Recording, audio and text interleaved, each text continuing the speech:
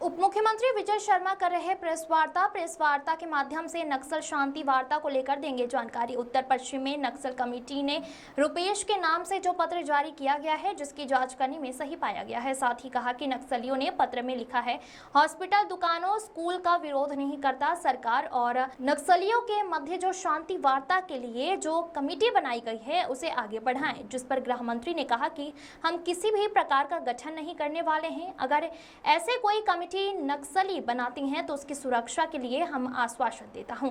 साथ ही नई पुनर्वास नीति को लेकर कहा कि नई पुनर्वास नीति के विषय में देश के गृह मंत्री अमित शाह ने नक्सलियों को आग्रह भी किया है कि नक्सलवाद छोड़े और मुख्य धारा से जुड़े। अगर नक्सल बंदूक उठाएंगे तो सुरक्षा बल भी बंदूक उठाने के लिए मजबूर होंगे। अगर नक्सल छोड़कर मुख्य धारा से जुड़ेंगे तो उनका स्वागत किया जाएगा।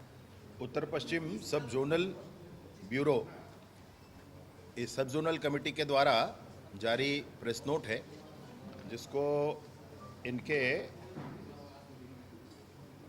ब्यूरो जो हैं, जोनल ब्यूरो जो हैं, रुपेश, इस नाम से जारी किया गया है, भारतीय कम्युनिस्ट पार्टी माओवादी इनके द्वारा। मैंने कहीं इसको थोड़ा पता भी किया तो ये ठीक है, उन्हीं लोगों के द्वारा जारी किया हुआ पत्र है, पहला। दूसरा ये है कि इसमें एक बात कही गई है जो मैं विशेष रूप से आप सभी के माध्यम से इस विषय को पहुंचाना भी चाहता हूं, और आप लोगों के माध्यम से विषय पहुंचे भी हैं, क्योंकि जो लाइन मैंने हर बार कही वो लाइन इस पत्र में उल्लेखित है कि इस बस आंदोलन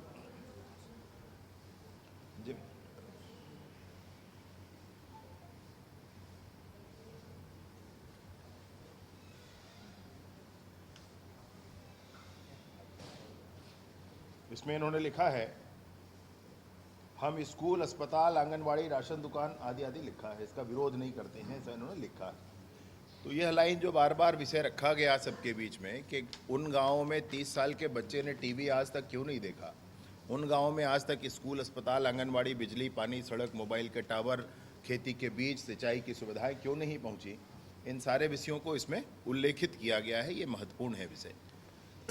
दूसरा मैं आपसे ये कहना चाहता हूँ कि इन्होंने एक बात और कही है कि सरकार और माओवादियों के बीच में शांति वार्ता के लिए बनी समिति के साथियों से हम अपील कर रहे हैं कि इस प्रक्रिया को आगे लाएं, ऐसा इन्होंने लिखा है। तो ये कौन सी समिति है, ये कौन सी समिति है, स्पष्टता होनी चाहिए। हमने कोई, हमारे माननीय विष्णुदेव साय जी की सरकार का बड़ा स्पष्ट ये भाव है, न सरकार समिति बनाएगी, न प्रतिनिधि नियुक्त करेगी, क्योंकि ऐसी सरकारों ने 100 बार किए हैं और असफल हुए हैं, और इसलिए बड़ी स्पष्टता है।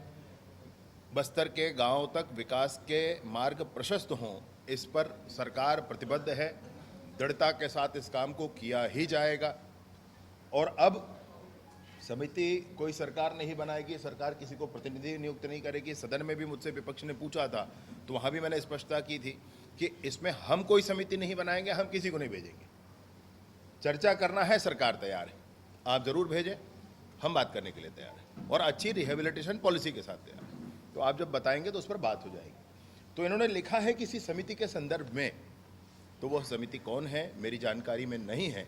अगर ऐसी कोई समिति है तो मैं उनके सुरक्षा की पूरा आश्वासन देता हूं, आए, बैठे, चर्चा करें, पहली बात।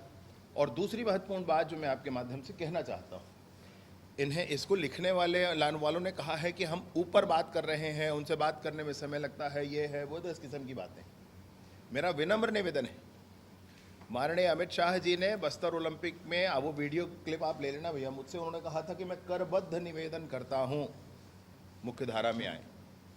अभी बस्तर पंडुम में भी उन्होंने कहा कि मैं विनती करता हूं मुख्य धारा में आए। माननीय विष्णुदेव साय जी ने कई बार कहा है, निवेदन है, विनती है, मुख्य धारा में आए, गांव के विकास के मार्ग को प्रशस्त करें, गांव में रहने वाले लोगों को आज़ाद करें। मैंने तो बार बार निवेदन किया है, ये कह करके कि आप मुख्य धारा में आए, पूर्ण सुरक्षा के साथ आए।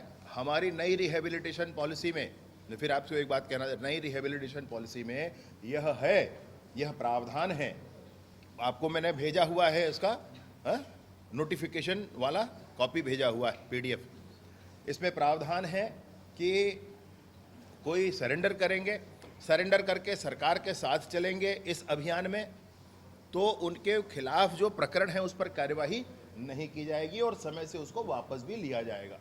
और अब जो पुराने प्रकरण वाले हैं, जिनके 5-5, 6-6 साल हो चुके हैं, अब कोई परेशानी नहीं है, सरकार के इस अभियान के साथ है, उनके प्रकरणों को वापस भी हम लेंगे।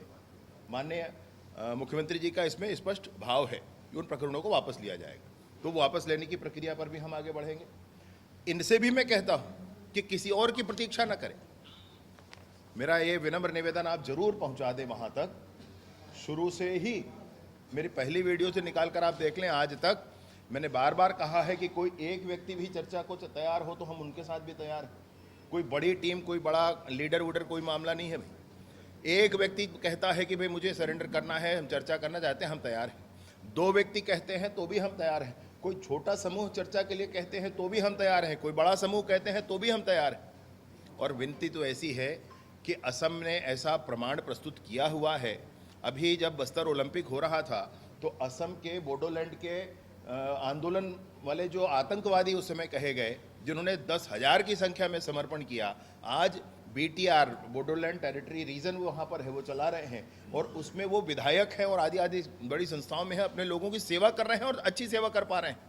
उनका प्रतिमान लें। हम लोगों ने उनको भी बुलाया था बस्तर ओलंपिक में, गांव-गांव घूम करके उन्होंने इस बात को कहा है। तो यह भी उस समय हुआ है। ऐसे ही प्रमाणों के साथ इतने विश्वसनीय माननीय नरेंद्र मोदी जी की सरकार है, माननीय अमित शाह जी का आह्वान है, विष्णुदेव साय जी का मार्गदर्शन है और उन्होंने भी कहा है। और मैं व्यक्तिगत तौर पर भी इस बात को कहता हूं कि मैं हृदय से लगाकर, मैं सीने से लगाकर और पूरा लाइफ सेटल होते तक ये सरकार खड़ी रहेगी। 4 साल, अब 3.5-4 साल है सरकार के पास, लगभग 4 साल है सरकार के पास। 4 साल में सब कुछ ठीक हो जाएगा। मेरा विनम्र निवेदन है, शीघ्रता करें, बात करें,